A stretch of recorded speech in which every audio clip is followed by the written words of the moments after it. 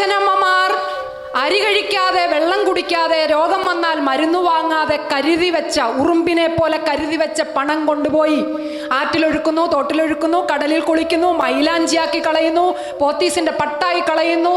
പിന്നെ എന്തൊക്കെയാ സംഭവിക്കുന്നത്? കേരളത്തിലുള്ള മുഴുവൻ പെൺകുട്ടികളോട് ചോദിക്കാൻ നാണമില്ലേ നിനക്കൊക്കെ? നാണമില്ലേ നിങ്ങൾക്കൊക്കെ? ഇനി അതല്ല, കുറച്ചു പേർക്ക് ഇതങ്ങ് ഇല്ലാണ്ട് ജീവിക്കാൻ പറ്റില്ലെന്നാണെങ്കിൽ പോയി പണിയെടുത്ത് സ്വന്തമായി പണം ഉണ്ടാക്കി പോയി നടത്തൂ. ഈ വിവാഹം എന്ന് പറയുന്നത് ഇപ്പോൾ വലിയൊരു മാമാങ്കമാണ് അല്ലേ, വലിയൊരു ബിസിനസ്സാണ്. അപ്പം അതിനെക്കുറിച്ച് സംസാരിച്ചാൽ തന്നെ ഒത്തിരി ആളുകളുടെ ഉപജീവനം പോകുന്നൊരവസ്ഥയാണ്. ഇത് സെലിബ്രേറ്റ് ചെയ്യുന്ന ഒരവസ്ഥയുണ്ട് അല്ലേ. നമ്മൾ പെൺകുട്ടികൾ, നമുക്ക് എല്ലാവർക്കും ഭയങ്കര രോമാഞ്ചമാണ് കല്യാണം എന്ന് പറഞ്ഞ്. ജീവിതത്തിൽ ഒരിക്കലേ നടക്കത്തുള്ളൂ, അത് കമനീയമാകണം, മനോഹരമാകണം, ആർഭാടമാകണം, ആഡംബരമാകണം, എല്ലാവരും കൺചുളിച്ച്. ഇതാരാണ് തീരുമാനിക്കുന്നത് ഇങ്ങനെയൊക്കെ? ഇങ്ങനെയില്ല ആഗ്രഹങ്ങളില്ലേ? ഉണ്ടോ ഇല്ലയോ? ഇല്ലെന്ന് പറയുന്നുണ്ടെങ്കിൽ അത് ഏറ്റവും നല്ലത്. പക്ഷെ ബഹുഭൂരിപക്ഷത്തിനും അങ്ങനെയാണ്. ഇപ്പം കഴിഞ്ഞ ഒരു 10 വർഷത്തിന് മുമ്പ് വരെ ഒറ്റ ദിവസം ഉണ്ടായിരുന്ന ഒരു കല്യാണം ഇന്നിപ്പോൾ എത്ര ചടങ്ങോടെയാണ് നടക്കണേ? ഇതെവിടുന്ന് വന്നതാ ഇതൊക്കെ? ഇതെവിടുന്ന് വന്നതാണ്? ഈ മെഹന്തി കല്യാണം എവിടുന്ന് വന്നു? സേവ് ദ ഡേറ്റ് എവിടുന്ന് വന്നു? ഈ തലേദിവസത്തെ മെഹഫിൽ എവിടെ നിന്ന് വന്നു? ഇതിനൊക്കെ ഒരു കൾച്ചറൽ റൂട്ടുണ്ട്. ഇപ്പോൾ ഇവിടെ നമ്മുടെ ബ്രോഷറിൽ കൾച്ചറൽ ട്രാൻസ്മിറ്റേഷനെ പറ്റി ഒരു വാചകം ഉണ്ടായിരുന്നു. അതിവിടെ പരാമർശം വരാത്തതുകൊണ്ട് ഞാൻ അതിലേക്ക് പോകുന്നില്ല. ഇതെവിടെ നിന്നാണ് വന്നത്? നിങ്ങൾ അറിയാതെ ഇതൊക്കെ പണ്ട് നൂറ്റാണ്ട് മുതൽ ഇവിടെ നടന്ന സംഭവമാണെന്നുള്ള തരത്തിലാണ് ആഘോഷിക്കുന്നത്. ഇത് കേവലം 4-5 കൊല്ലമായിട്ടേ ഉള്ളൂ. ഇതൊക്കെ മറ്റ് ആളുകളുടേതാണ്.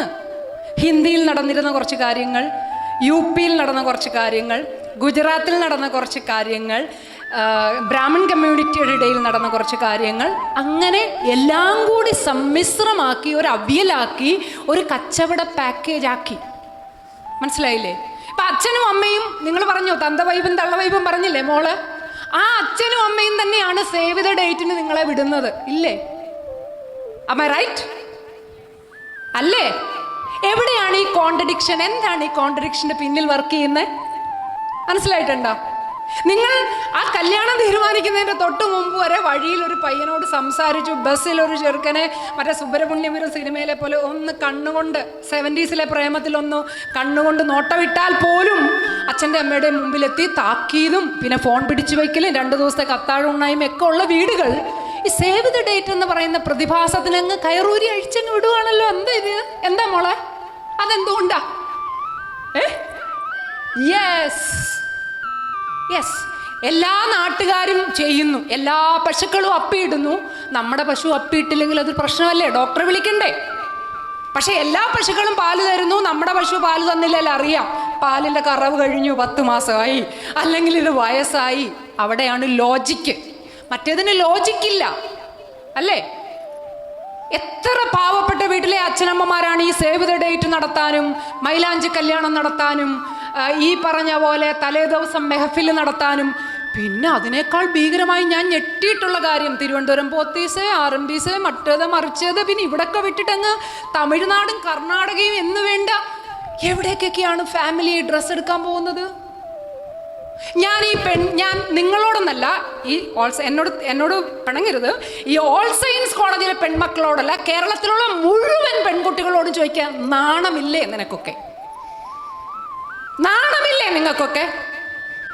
നിങ്ങൾക്ക് വരുന്ന എല്ലാ പ്രശ്നങ്ങളുടെയും പിന്നിൽ നിങ്ങളുടെ ഈ മൗനവും, ഈ പറഞ്ഞ കട്പുത്തലി പോലെ, ഇന്ത്യയിൽ പറയുന്നതാണ് മാനുക്വിൻ പോലെ കെട്ടി അലങ്കരിക്കാൻ നിന്നുകൊടുക്കുന്ന, ടൂളായി വിട്ടുകൊടുക്കുന്ന നിങ്ങളുടെ ഒരു ശരീരമുണ്ടല്ലോ, ആ ശരീരം ഫ്രീസാക്കി വെച്ചുകൊണ്ട് നിങ്ങൾ നടത്തുന്ന പ്രവർത്തനം, അത് മറ്റേ റാംജി റാവു സ്പീക്കിങ്ങിലെ സിനിമയിൽ പറഞ്ഞല്ലേ, ആ പ്രവർത്തനം ആദ്യം അവസാനിപ്പിക്കും.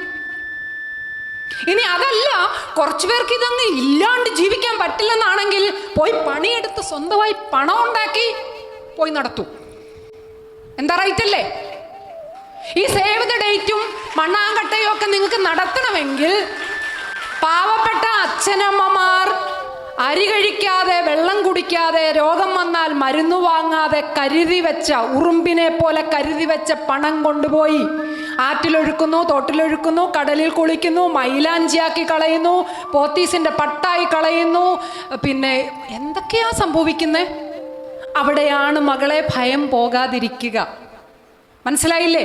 ഭയത്തിന്റെ വഴികളാണ്. നിങ്ങൾ അലങ്കാര വസ്തുക്കളായി നിന്നു കൊടുത്താൽ നിങ്ങളിലേക്ക് അലങ്കാരങ്ങൾ വന്നു ചേർന്നുകൊണ്ടേയിരിക്കും.